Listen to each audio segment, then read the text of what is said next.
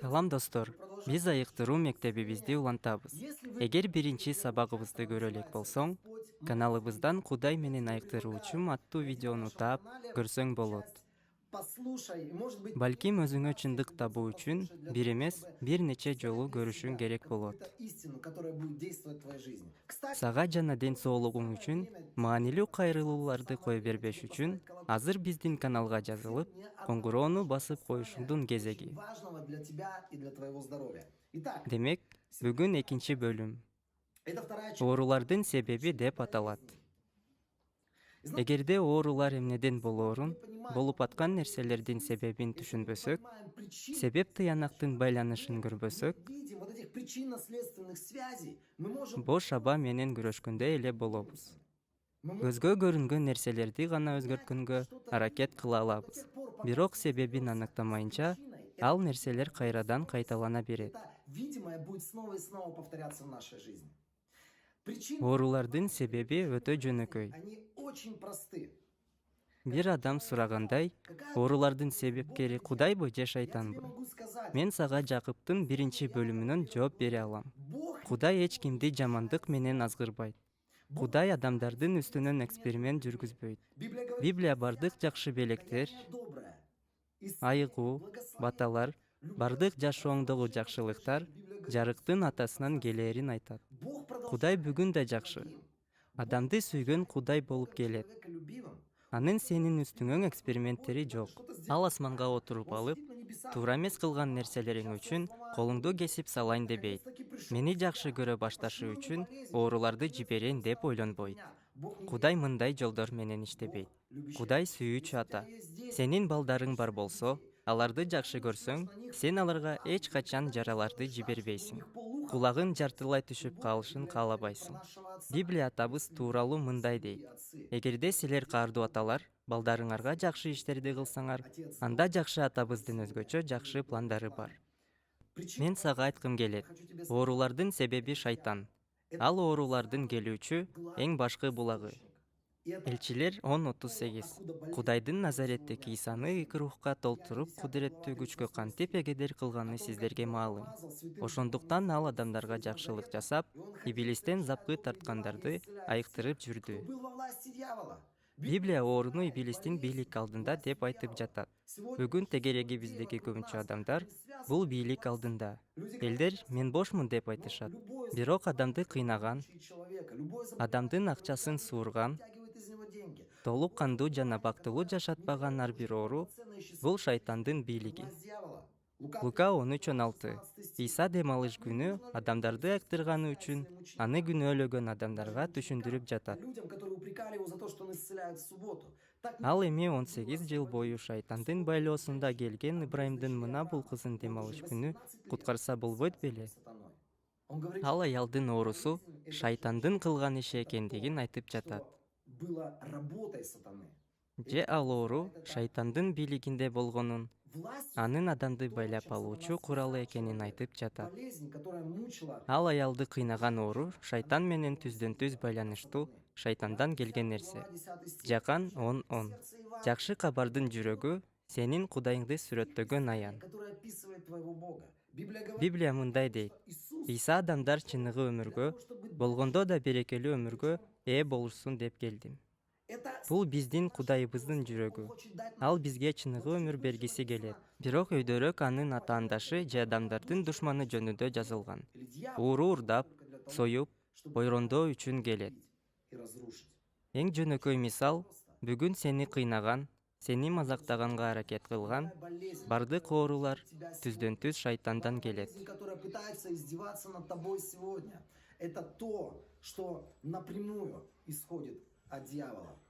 Бүгүнкү коронавирус менен байланыштуу кризис убагында жада калса ишенгендер бул тузакка түшүп жатышат. Алар бул оору кайдан келди? Бул Кудайдын жерге жиберген сотторубу? Балким бул вирустун артында Кудай турат деген суроолорду берип жатышат. Мен сага бүтүн жоопкерчилигим менен жазууну окуп мындай дей алам. Бул ооруну жайылтыш үчүн шайтан кимди же эмнени колдонгонун билбейм. Анткени бүгүн муну жасаган атайын кызматтар же өзгөчө адамдар деп ойлогондор бар. Билбейм. Балким бул жамандыкты кылганга шайтандын өзүнүн адамдары бар.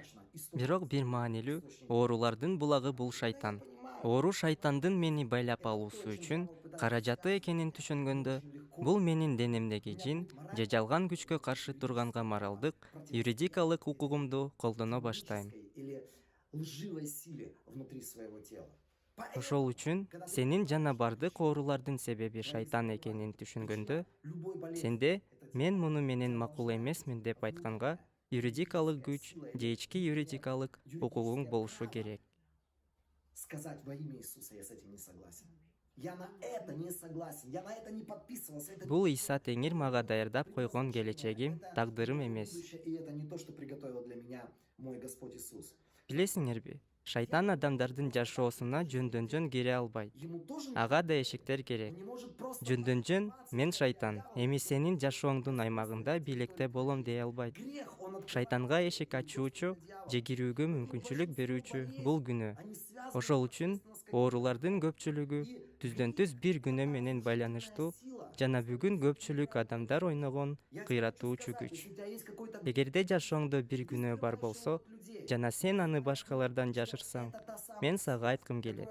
Ооруларга, кыйынчылыктарга, кыйратууларга жашооңду ачуучу, талкалоочу күч. нарушение. Если Эгер сен бүгүн бир күнөө менен ойноп жаткан болсоң, бул абдан курчутулган бычак менен ойногонго барабар. пытаться играться с ним, я тебе могу Мен сказать, сага айта алам, поранит тебя. ал сени жарадар кылып, тырыктарды калтырат. Эгерде жашооңдо сен билген бир күнөө бар болсо, аны менен бүгүн эле чечишип алганың жакшы. Предголговский крест. Бүгүн жашооңо кесепети тийбеш үчүн аны Голготалык айкаржыгачына алып келип, Кудай менен чечип алганың жакшы.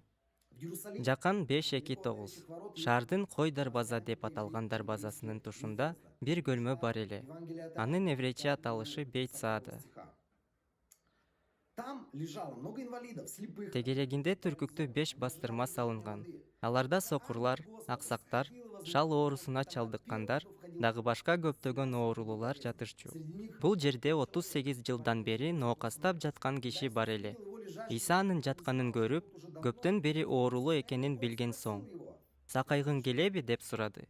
Оорулуу бүгүнкү күндөгү көптөгөн оорулуулардай жооп берди. Эмне үчүн айыкпайбыз? Эмне үчүн Кудай биздин жашообузда иштей албайт деп шылтоо табабыз? Действует в нашей жизни. Господин, Оба мырза, ведь нет бирок көлмө толкуганда сууга түшүрөр адамым жок, деди оорулуу. Иисус его не спрашивал, Иса андан суунун толкундашы тууралуу сураган эмес. спрашивал, Иса андан айыгуу тууралуу сураган. тебя. Иса бүгүн сенден айыккың келеби деп сурап жатат. Эмнеге ал сенин денеңде калыш керек? Эмнеге сен айыга албай жатасың деген сыяктуу оорунун актоолорун эсиңден алып ыргыт. Оправдание выкини из своей головы, потому что Иса бүгүн сага эң жөнөкөй суроо берип жатат. Сен ооба деп жооп берчү суроо. Бул жерде ал адам эмнеге айыга албай жатканын себебин түшүндүрүп жатат. почему он не исцеляется? Когда Мен жеткиче башка бирөө түшүп алат, деди оорулуу. меня уже опережает, тогда я Иса ага тур, төшөнчүңдү ал да баскын, деди. Жанагы киши ошол замат эле оорусунан айыгып, төшөнчүсүн алды да басып кетти. Кээ бирде Иса өтө жөнөкөй сөздөрдү айтат. Сен үгүт угасың, жазууну окуйсуң. Элчилер 9 бөлүм, Айнейдин окуясы. Мен бул тууралуу бир кенече күбөлүк кылгам. Мен сынган омурткам менен ооруканадагы керебетте жатып, бул элчилердин 9 бөлүмүндөгү окуяны окуп аткам. Петир шал адамга келет. Ал бир нече жыл тура албаган, баса албаган адам болот. Петир ага тийбейт, колун коюп сыйынбайт. Ал үчүн эч ким орозо кармаган эмес. Ал жөн гана тур. Иса Машаяк сени айыктырып жатат дейт. Кээде жазууну окуганда, Кудайдын сөздөрү жазуунун барактарынан сенин жашооңо секирип түшөт. Кудай айтат: туруп бас, анткени мен сени айыктырдым.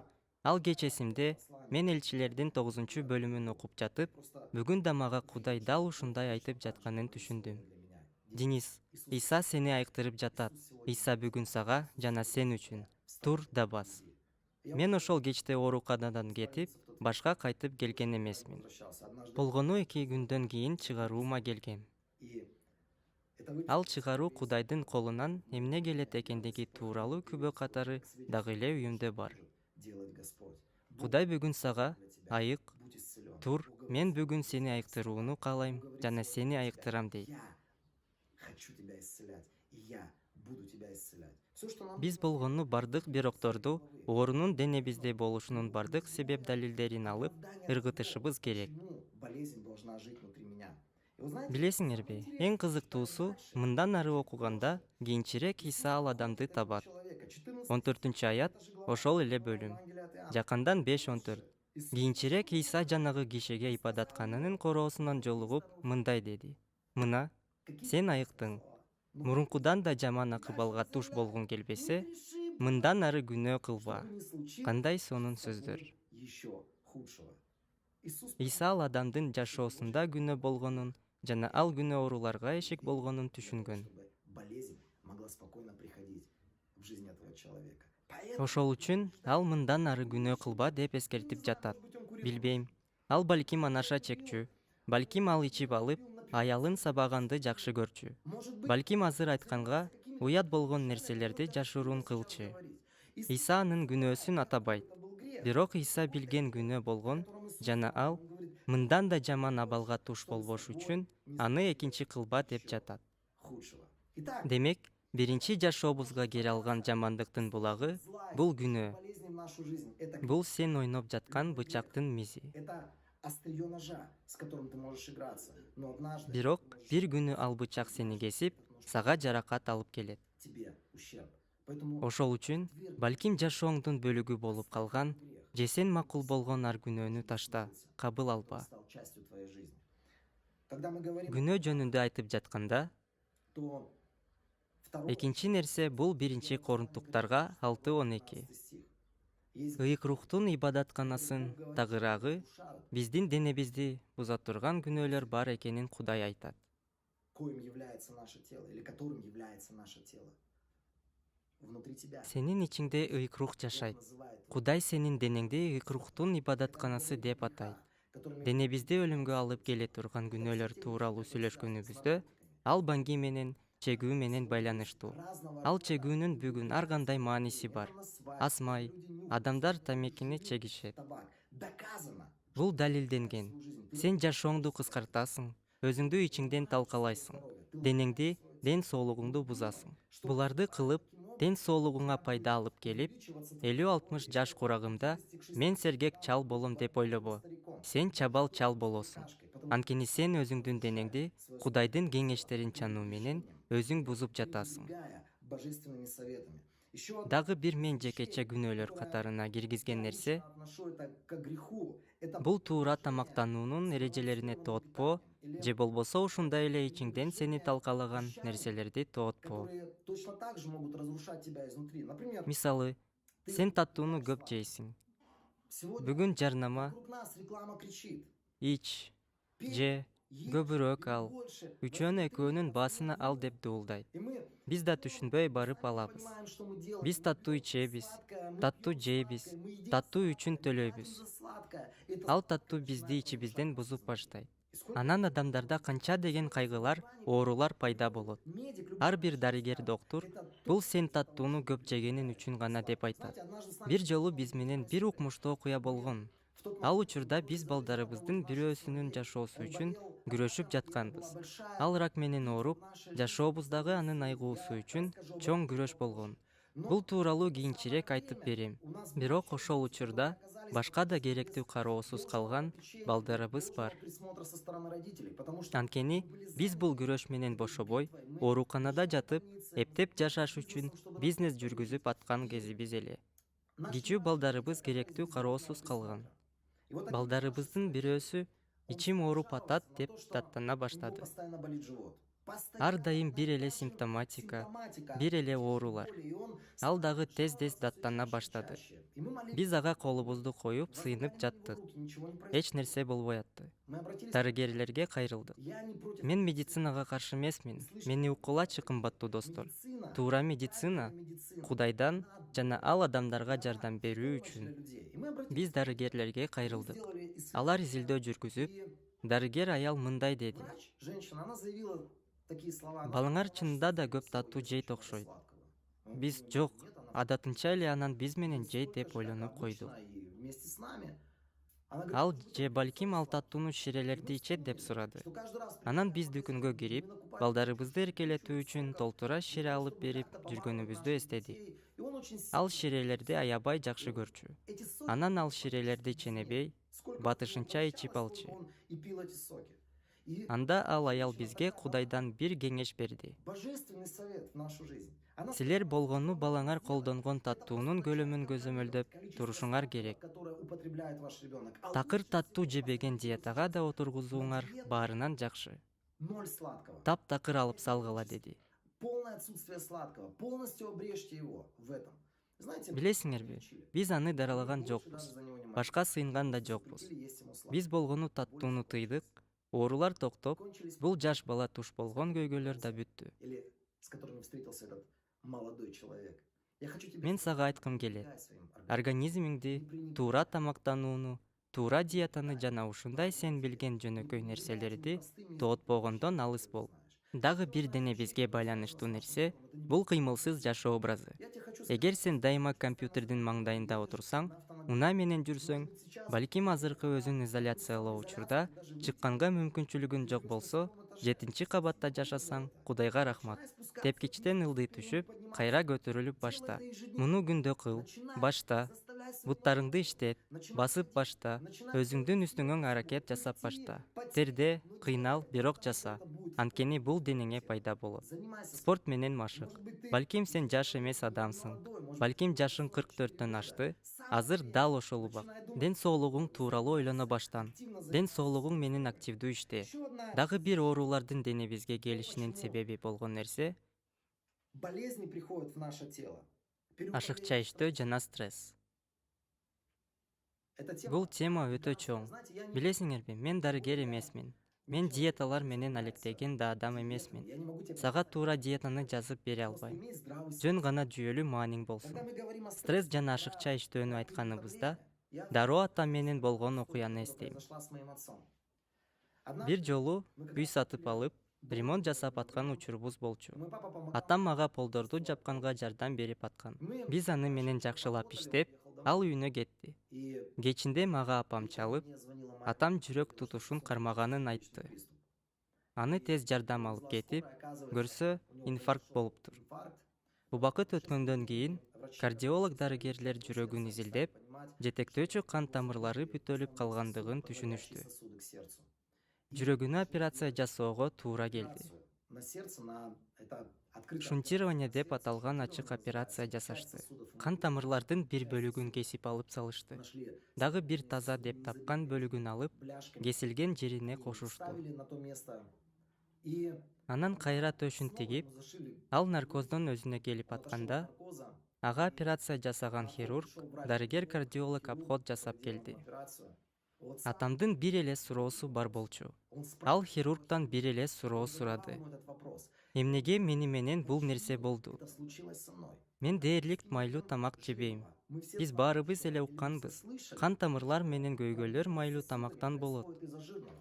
Кардиолог ага карап мындай деди: силердин көйгөй майлуу тамактан экенин ким айтты? Кан тамырлар көйгөйү жашооңордо жүрөгүңөрдөн өткөргөн жылдан жылга болуп келген стресс үчүн пайда болгон. Стресс — бул бүгүн денеңди тоотпоодон көбүрөөк бузган, өлтүргөн нерсе.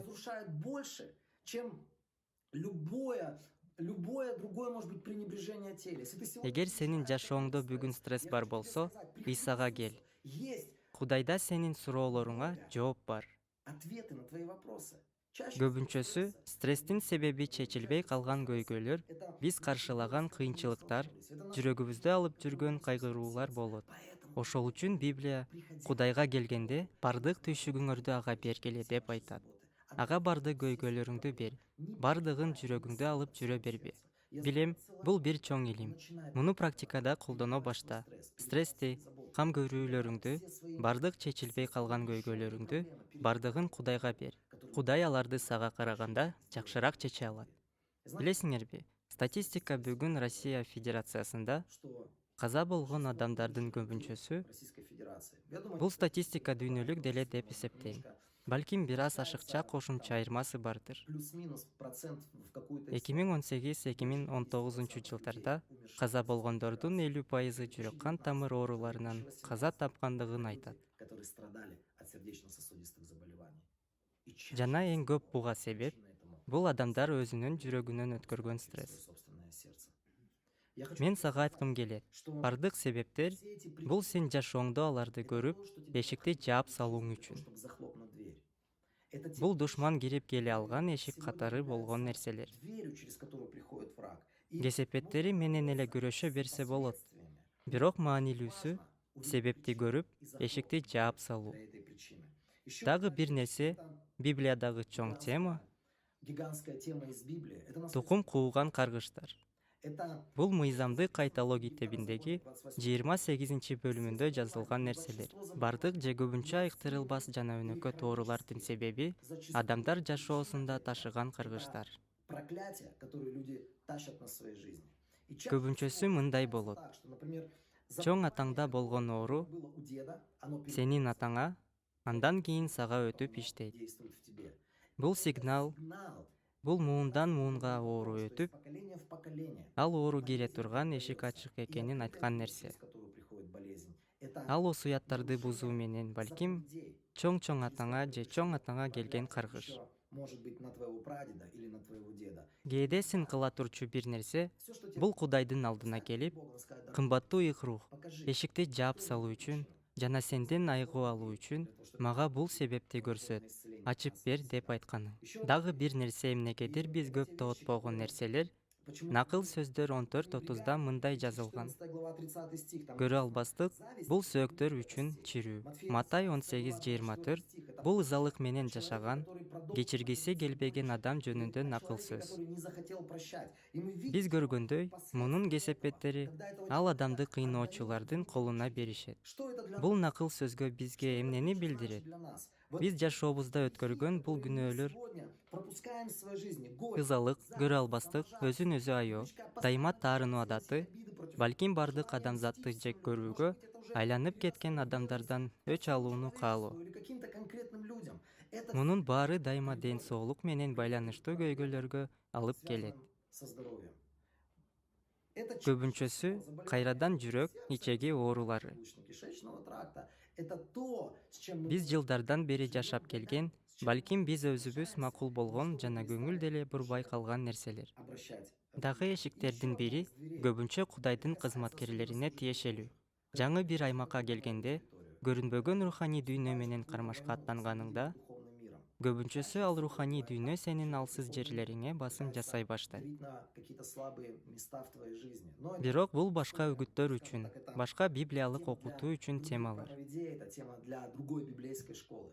Ушулар мына дал ошол сен жашооңдо көрүп, жаап салуучу эшиктер. В твоей жизни и захлопнуть. Оорулардын булагы шайтан, эч качан Кудай эмес.